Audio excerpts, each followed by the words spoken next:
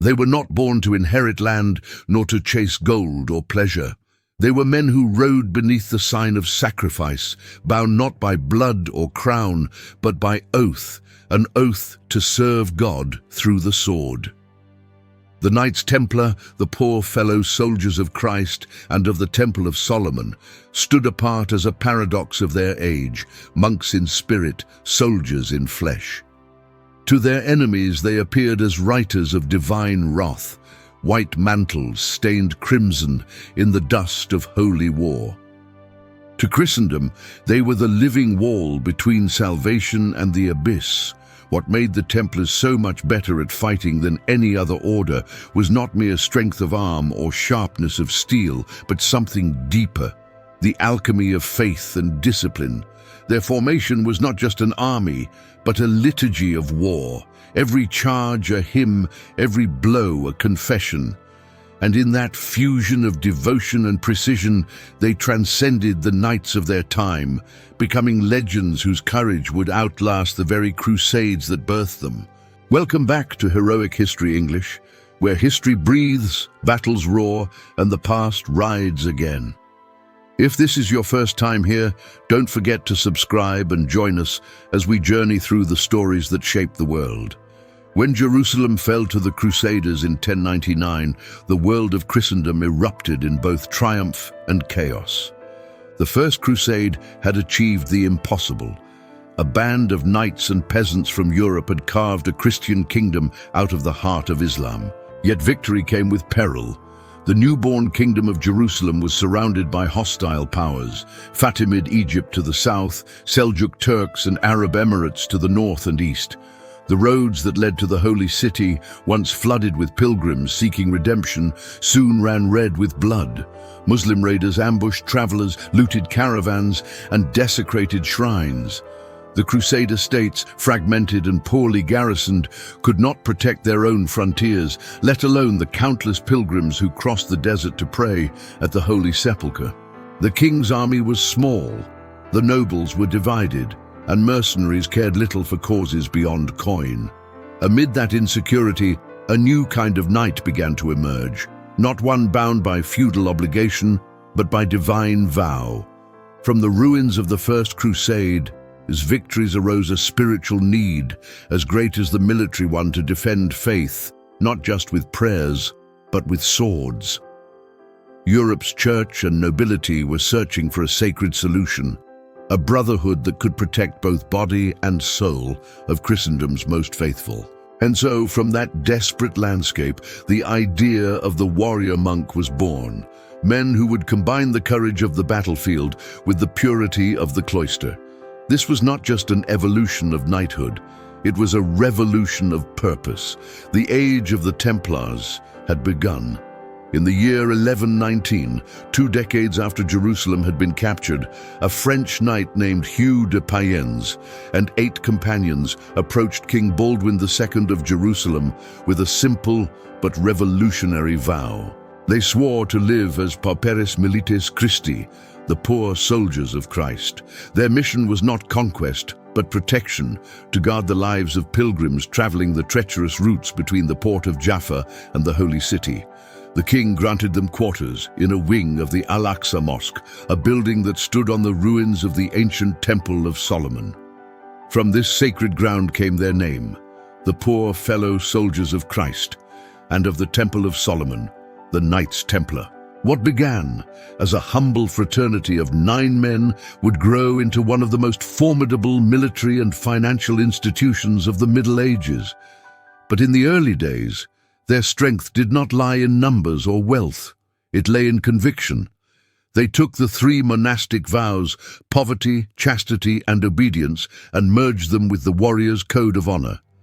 In doing so, they forged something entirely new, a monastic army, one that fought not for king or gold, but for God himself. The Templars were unlike any warriors Europe had ever seen. Where other knights were bound by feudal loyalty to a lord, these men were bound only to the Grand Master of the Order and the Pope. They owned nothing. Even their armor and horses belonged to the Brotherhood. They could not marry, gamble, or even touch women. Their lives were regulated by a strict code known as the Latin Rule, inspired by the Benedictine discipline of obedience, silence, and austerity. Their days began and ended with prayer. Meals were eaten in silence. They wore the white mantle of purity marked by the red cross of martyrdom, a symbol not of pride but of readiness to die for the faith. In this synthesis of monk and warrior, the Templar became something extraordinary, a man whose soul was already prepared for death and whose courage therefore knew no fear. The Church soon recognized its value. In 1129, at the Council of Troyes, the Templars were formally endorsed by Pope Honorius II, thanks to the support of Saint Bernard of Clairvaux, a towering figure of Christian mysticism. Bernard's writings elevated the Templar ideal to something transcendent. He called them Militia Christi, the soldiers of Christ who fought a dual battle against flesh and blood and against the forces of spiritual darkness. From that moment, the Knights Templar became more than a military order. They became the holy arm of Christendom, disciplined, unified, and blessed by divine authority. The sword and the cross were now one. The Templars were not merely a brotherhood of knights. They were an institution, a living machine built upon faith, hierarchy, and relentless order. To outsiders, they seemed like zealots in armor. To those within, they were soldiers in the army of God, governed by a discipline so precise that it rivaled the legions of ancient Rome. At the heart of this system stood the Grand Master, both spiritual father and supreme commander. Beneath him, layers of rank structured the order into a perfect military lattice. Marshals who directed tactics and logistics, preceptors who governed regional commanderies across Europe and the Holy Land, and beneath them, the humble knights and sergeants who executed orders without hesitation. This structure ensured that obedience was absolute and unity unbreakable, but the foundation of Templar power was not authority, it was discipline. Every member was bound by a detailed code that governed not only how they fought, but how they ate, slept, prayed, and even spoke. Silence during meals was mandatory.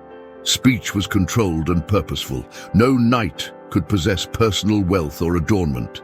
The very idea of individual pride was seen as sin. Even the horses were shared. Each knight typically had 3, but all belonged to the order, not to the man. This austerity bred focus. Where feudal knights fought for personal glory, Templars fought for a collective mission. Where others sought ransom or plunder, they sought martyrdom. To disobey an order was not a breach of command, it was a betrayal of faith, and faith for a Templar was not symbolic, it was oxygen. Daily life in the order followed a rhythm closer to a monastery than a barracks. Before dawn, they rose to chant psalms, kneeling beside their weapons. The morning was devoted to prayer and training, the evening to maintenance and scripture. The Latin Rule detailed every aspect of conduct, from the food they could eat, usually simple bread, wine, and vegetables, to the number of times they were allowed to wash. Even rest was a duty. They slept in their armor or with it beside them, ready to mount at a moment's notice. This was not mere asceticism, it was strategic conditioning. On campaign, such habits meant that Templars could mobilize faster and endure longer than most armies of their time. When it came to combat, discipline transformed into doctrine. The Templar formation was a geometric expression of faith, tight, deliberate, and fearless. Orders were given by trumpet calls or banners, and once the Grand Master's standard was raised, no Templar could retreat unless commanded. To turn away from battle was to turn away from God. Contemporary chroniclers marveled at their unity. To Muslim generals like Saladin, they were mad men who longed for death. To European kings, they were an ideal few who could be imitated. Their obedience gave them not only tactical cohesion, but a spiritual edge, a conviction that every wound was holy, every charge a prayer. If the soul of the Templar was forged in discipline, its body was shaped in the crucible of relentless training. The order did not believe that faith alone could win battles. Faith had to be armed, drilled, and hardened by habit until piety itself became a weapon. Every knight who entered the temple underwent a transformation that was as spiritual as it was physical. Before touching a sword, he was stripped of his past life, his name, wealth, and worldly ties. He stood before his brothers and swore vows of poverty, chastity, and obedience. In that moment, he ceased to be a man of his own will and became a living instrument of the divine. The training that followed was not unlike the forging of steel. From dawn until dusk, the Templar learned to ride, to strike, to obey, and to endure. Yet it was not raw strength or individual valor that mattered, but unity. Every movement from mounting a horse to forming a battle line was drilled until it became instinct. The knights trained to move as one organism, each heartbeat synchronized to the rhythm of command. In the dust and heat of Palestine, such cohesion became their greatest armor. But the Templars' preparation went far beyond muscle and motion. Between sessions of martial exercise, they prayed and meditated, tempering their bodies with silence and their spirits with scripture. Theirs was a balance between sword and psalter, between violence and devotion. A knight who feared death could not serve God faithfully, thus they trained to purge fear itself. Their commanders did not simply teach tactics, they taught transcendence. To fight without hesitation was not courage, it was the natural state of a soul already reconciled with death. Their doctrine of warfare was unlike any other in the medieval world. The Templars believed in the power of momentum, charging as a single unstoppable tide of iron, guided by order rather than impulse. Once their banner advanced, no man could turn back without command. Retreat was a sin equal to apostasy. On the field, they fought in 2 or 3 lines, a system of controlled reserves that allowed them to recover and strike again when the enemy faltered. Their mastery of timing and coordination reflected a mind trained not just for battle, but for endurance. They also adapted. Unlike many European armies bound by rigid codes of chivalry, the Templars studied their adversaries and learned from them. In the deserts of Syria and the plains of Egypt, they observed the speed and fluidity of Muslim cavalry, and they learned to counter it with precision, not pride. Their logistics became leaner, their marches faster, their command signals clearer. The rule demanded that every knight be ready to mount at the sound of the trumpet and fight until the banner fell or until death relieved him of his oath. Yet the most formidable aspect of their doctrine lay in its spiritual core. To the Templar, the battlefield was sacred ground and combat was an act of worship. Before a charge, they knelt beside their horses, praying in silence as priests blessed them with relics of the true cross. When they rose, the red crosses on their mantles caught the sun like flames. Their silence, their unity, and their readiness to die radiated an aura of inevitability that chilled even the boldest foes. Chroniclers on both sides wrote of their fury and fearlessness, how they advanced without shouting, as if death itself rode among them. For the Knights Templar, arms and armor were never mere tools of war. They were extensions of faith, forged symbols of divine purpose. Each piece carried not only weight in iron, but in meaning. The white surcoat that draped their shoulders stood for purity of soul, while the red cross emblazoned upon it burned like a wound of faith, a reminder that victory and martyrdom were but 2 faces of the same vow. Under the desert sun, when that crimson mark gleamed upon white cloth, it was as though the soldiers of Christ themselves had descended to wage his battles on earth. Beneath the holy vestments lay the armor of discipline. A full-chain hauberk hand-linked ring by ring guarded the body, its intricate mesh symbolizing the unity of the brotherhood. Each link bound to another in obedience and purpose. Over it they wore a thick gambeson, and upon their heads the great helm, an iron cylinder with narrow eye slits that erased identity and individuality. Within that confined darkness, a Templar was no longer a man, but a vessel of God's will. His breath echoed in iron, his vision reduced to a cross-shaped slit, fitting for one who saw the world only through the lens of the faith he had sworn to defend. Their weapons were equally charged with sacred symbolism. The double-edged sword was not simply a blade. It represented the word of God, cutting both body and spirit. To draw it was to invoke judgment, not only upon the enemy, but upon oneself. For the sword reminded every Templar that divine justice spared no soul. The triangular shield painted with the red cross became an icon of steadfastness in battle. When hundreds of them advanced in unison, they formed a wall of faith and steel, an unyielding testament to divine order against chaos. Even their horses bore the mark of devotion. Covered in white caparisons stitched with red crosses, the Templar cavalry appeared not as men of flesh, but as an apparition, an army of angels descending upon the battlefield. The psychological effect was immense. Enemies did not merely face knights. They faced a vision of the apocalypse itself. The harmony of color, movement, and formation was its own weapon, a spectacle designed to crush the will before the sword struck flesh. Everything in their panoply blended military utility with spiritual doctrine. To don armor was a ritual, to mount the warhorse was an act of faith, and to ride into battle was a prayer. Steel was sanctified by intent.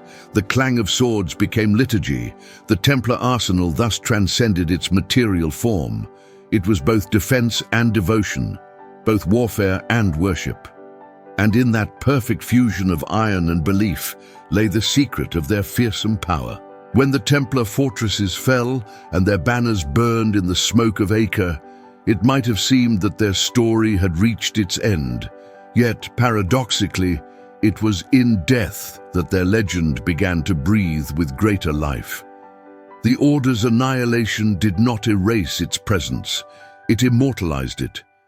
Across Europe, whispers of their courage and mystery lingered like incense in the cathedrals they once guarded. What remained of their armor, their rule, and their ideals was transformed into something larger than war. A mythology of divine knighthood that would haunt Western imagination for centuries. Militarily, the Templars left an indelible imprint on the art of warfare. Their model of discipline and organization prefigured the standing armies of later monarchies. The strict chain of command, the code of obedience, the logistical precision with which they managed castles and supply lines, all were centuries ahead of their time. Even after their fall, kings and commanders studied their methods, adapting them into new military orders, such as the Hospitallers, the Teutonic Knights, and the Order of Christ in Portugal. In this sense, the Templars became the spiritual ancestors of Europe's professional soldiery, but their true legacy lies beyond tactics. The image of the Templar, clad in white, bearing the red cross, became an archetype of the Christian warrior, both ascetic and lethal. In them, the paradox of medieval faith reached its purest form. The belief that killing could be an act of piety, that war could sanctify the soul. This moral tension fascinated later centuries. Poets, chroniclers, and even heretics would reinterpret the Templars as martyrs, mystics, or guardians of forbidden truths. To some, they were the ultimate embodiment of faith and arms. To others, victims of corrupt kings and a timid church. The symbol of the Red Cross survived long after their swords rusted. It appeared in coats of arms, royal banners, and even on the sails of explorers who carried Christianity to new worlds. In art, it evolved into the visual shorthand for courage, sacrifice, and divine mission. The Templar ideal of absolute devotion, poverty, chastity, obedience became the moral backbone of later chivalric codes echoed in Arthurian romance and in the oaths of modern military orders. In their austere simplicity, they had given Europe its most enduring dream that purity and strength could coexist, that steel could serve spirit. Culturally, the Templars became the canvas upon which every era projected its anxieties and hopes. The Renaissance saw them as seekers of secret wisdom, the Enlightenment as symbols of tyranny or freedom. The modern age turned them into the protagonists of novels, films, and conspiracy theories. Yet beneath all these reinterpretations lies the same fascination, the idea that somewhere in the ruins of faith and power, there once existed men who fought not for profit, but for paradise. The history of the Knights Templar was not written in ink, but in the roar of hooves and the clash of steel. From the sun-scorched plains of Palestine to the flooded deltas of Egypt, their destiny unfolded on battlefields where devotion met despair. And every charge was both a prayer and a reckoning. Each engagement did not merely test their tactics, it tested the very covenant between faith and flesh. At Montgizard in 1177, that covenant blazed to life. King Baldwin IV of Jerusalem, the leper king, rode at the head of barely 500 Templars to face Saladin's vast host. Dust darkened the horizon, a sea of banners shimmering beneath the desert sun. Against all reason, the Templars did not wait for battle. They became the battle. Lowering their lances, they thundered forward in a single wave of divine fury. Chroniclers wrote that their charge split Saladin's lines as the sword of God cleaves the wicked. The Muslim army shattered, fleeing before a handful of holy knights. On that day, the Order's creed was proven that faith could weigh heavier than numbers and discipline could shape miracles. A decade later, that same faith would be consumed by fire at Hattin. In the summer of 1187, the Templars marched beneath the blazing Galilean sky, cut off from water and surrounded by Saladin's legions. Smoke from burning grass choked the air. Their horses collapsed from thirst. Yet still they fought, forming a ring of shields around the true cross, their sacred relic. One by one, the banners fell until only silence remained. Those captured were executed before Saladin's tent. Martyrs, not soldiers. The loss of Jerusalem followed, and with it, the end of an age. But the Templars did not vanish. They transformed. Defeat to them was not the negation of faith. It was its ultimate trial. When the Third Crusade dawned, the Order rose again from the ashes. At the long siege of Acre, from 1189 to 1191, they stood as the iron spine of the Christian defense. For 2 brutal years, disease and famine devoured both sides, yet the Templars held the breach, repelling assaults by day and praying by night. When Richard the Lionheart finally arrived, he found in them the discipline and endurance that no crown could command. Their courage at Acre became legend, not because they conquered, but because they endured what no ordinary men could. In Egypt at Damietta in 1219, their resolve was tested in a different crucible. The Nile flooded its banks, plague spread through the camps, and the stench of death hung heavier than the desert heat. Yet the Templars pressed forward, leading the assault on the city's towers through mud, water, and fire. To their enemies, it was madness. To the brothers of the temple, it was devotion manifest. They fought as if redemption itself lay beyond those gates, and in a sense it did, for every battle to them was a rehearsal for salvation. 2 decades later came La Forbie in 1244, a catastrophe so complete that it scarred Christendom's memory. A coalition of crusaders and Muslim allies faced the armies of Egypt and Syria. When the allies broke and fled, the Templars and Hospitallers stood alone. Encircled, outnumbered 10 to 1, they formed a final square, a wall of white surcoats and red crosses. From dawn until dusk, they fought in silence until the field was carpeted with the fallen. Nearly the entire Templar contingent was annihilated. It was their Thermopylae, a defeat that transcended strategy and entered the realm of legend. Their last stand came at Acre in 1291, the twilight of the Crusader states. As the Mamluk cannons shattered the walls, the Templars retreated not in fear, but in ritual, defending every street, every house, every stairwell. When the last tower fell into the sea, taking with it the final Grand Master of the East, it was not merely the end of the Crusades, it was the death of an idea. Yet even the victors, the Mamluks, wrote of the Templars' courage with reverence. They had fought, as always, not for victory, but for testimony. Thus their battles were not a chronicle of conquest, but of conviction. They fought not to claim land, but to prove that faith could still stand amidst ruin. Every triumph carried the seed of sacrifice, every defeat the whisper of redemption. And when their crimson crosses vanished from the Holy Land, what remained was something greater than empire, an immortal legend forged in iron and sanctified by fire. Yet the greatest threat to the Templars did not come from the deserts of the East, but from the courts of Europe. When the Holy Land fell, their purpose was questioned, their wealth envied, their independence feared. The age of faith gave way to the age of kings, and kings were less forgiving than infidels. Philip IV of France, deep in debt to the order, sought to destroy what he could not control. On Friday, October 13th, 1307, at dawn, Templars across France were seized in one coordinated stroke. The charges, heresy, idolatry, witchcraft were absurd. But in an age where faith was weaponized, accusation was enough. Under torture, confessions were wrung from broken bodies. The same church that had once sanctified their swords now turned its tribunals upon them. By 1312, Pope Clement V, under royal pressure, dissolved the order.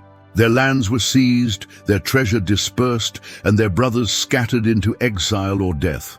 2 years later, Jacques de Molay, the last Grand Master, was led to the stake in Paris.